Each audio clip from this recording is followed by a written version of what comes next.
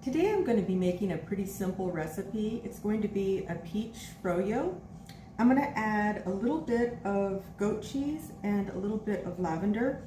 I actually saw somebody post something on one of the sites. I don't remember which one it was. Maybe it was Ninja Creamy Recipes. Not sure. It was on Facebook, but it looked really good. So I'm kind of going to steal their idea, but I am going to add a little bit of lavender to make it a little bit different. I picked about 4 peaches from our tree, so I didn't peel them, I just sliced them, and I'm gonna use, this time I'm not cooking anything. Sometimes my recipes, a lot of times I cook my fruit, but I'm gonna try to just use my bullet, put it right in there, and it's probably not all gonna fit. That's okay, I can do it in batches. So I'm gonna just blend the peaches by themselves, and then I'll blend the peaches with a little bit of yogurt. And I'm also going to add a little bit of goat cheese and the lavender. So I'll just start by blending this up and adding it to my Creami, and then I'll start to taste and adjust. When I blended this, I had to add just a splash of milk to get it to start blending. As you can see, I didn't blend it up perfectly. I just got it blended enough so it's liquid. And I'm going to add it to my pint. This is a deluxe pint. So I'm just going to put that in there. The order doesn't matter. I'm going to leave a little bit in there because it really doesn't matter. I'm going to start putting my yogurt and my goat cheese. Let me get my spoon. I always forget the spoon, but luckily it's right next to me. So as far as how much, I filled, with the peaches filled, not quite half. So I'm just going to try to get to about half of this container because the whole thing is not quite the deluxe size. My goal is to fill it not all the way because then I'm going to add my sugar to taste and my other ingredients. So I'm just going to scoop some in there. Put my goat cheese, I would say it's probably about, I don't know, a couple tablespoons, not that much. And then I'm just going to add my lavender right in there. I'm adding 4 little buds. They're pretty dry, so I don't know how the flavor is going to be. When it's like springtime and you've got really luscious looking buds, they're very flavorful. As they dry in the summertime, they're not quite as flavorful. So I think 4 is going to be about right, but we'll see. I want to be able to taste the lavender in there, but I don't want it to be so strong that it gets perfumey. It's not a good flavor when it's too overpowering.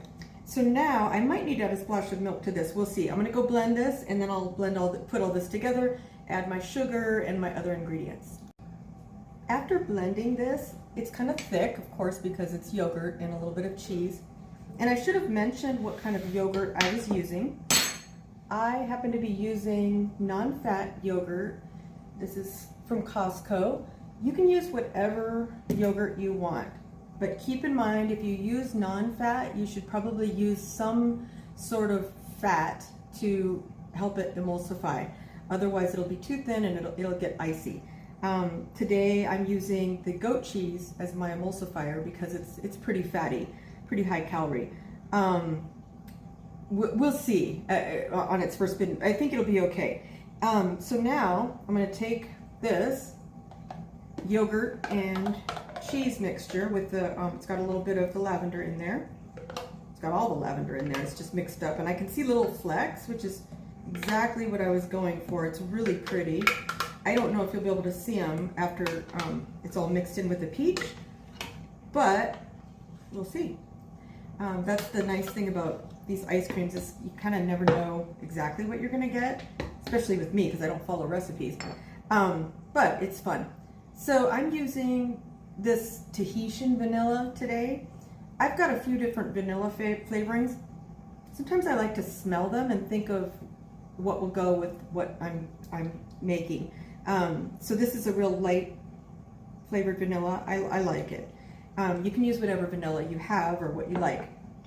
I love this vanilla bean extract. I use it in almost every ice cream. It just adds another dimension no matter what you're making. I mean, maybe if you're trying to do something really delicate, like a sorbet, I wouldn't use it in, but most of my ice creams, I use that. Sugar. So it's definitely going to be subjective, and it's definitely going to depend on how sweet the fruit is. I had a few bites of the peach while I was cutting it up, and it's really delicious and really sweet, pretty ripe. So I'm not going to add that much sugar. I'm just going to start with, I know I need some because it's too sour for me after the ice cream. So I'm just going to do like a 1/4 cup to start. This whole thing has a cup, so I'm just kind of going to gauge how much I'm using by doing it that way.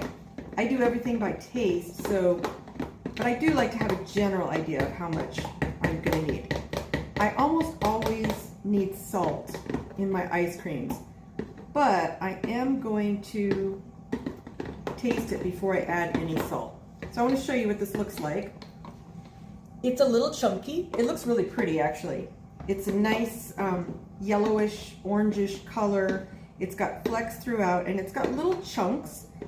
I actually like leaving the skins on. I think the skins are healthy. They emulsify the ice cream, and they add a lot of color. Plus, it's a real pain to take off the skins of peaches.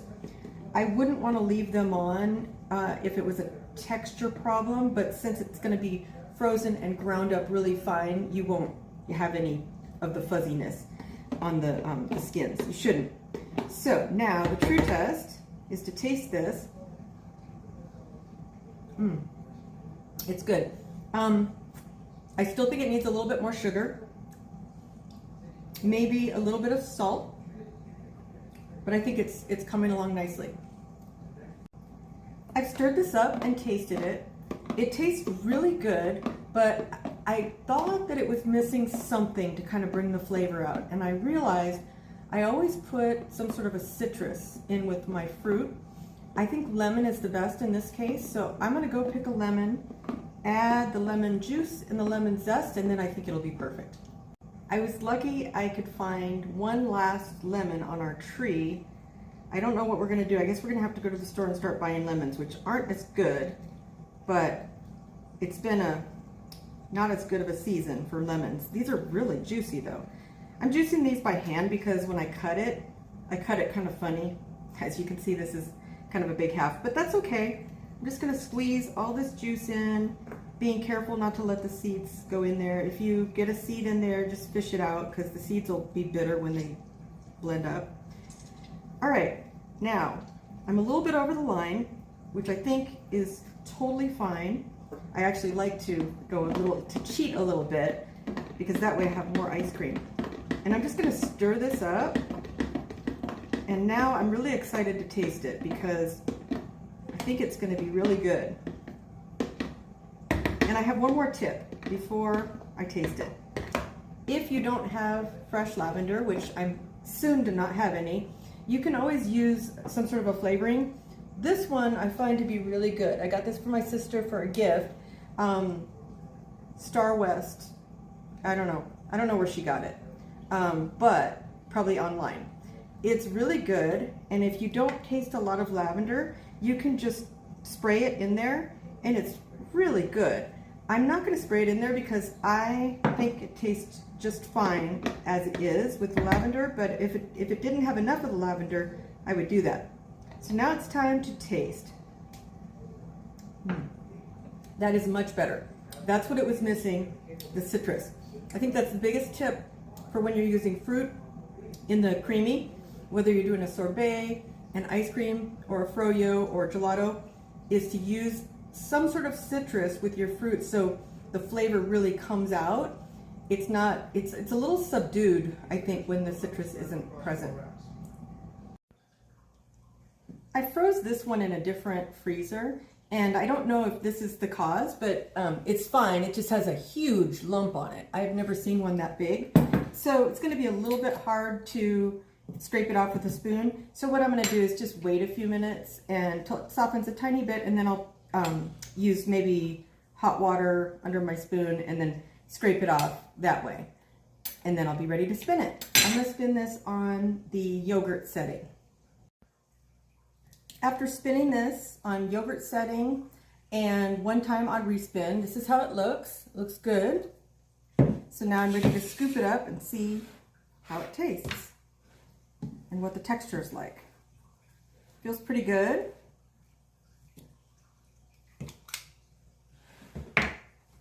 It looks really nice. It's got little flecks of the peach skin in there, which I like. And now for the taste. It's good. It's very tart.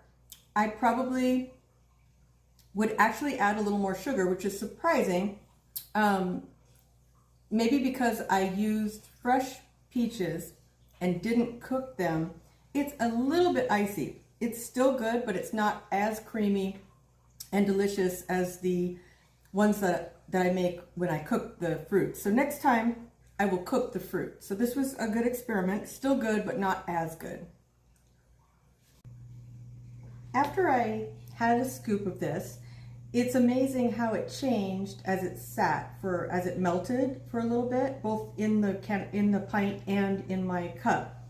It was actually really creamy. It just took it a minute to get to that point. It lost the crystals, whatever was there. As far as the tartness, I think there's several options. For one thing, it's still good. It tastes like a tart Fro-Yo, which I like, but a lot of people like a little more sweetness. The other thing is I didn't really notice the lavender.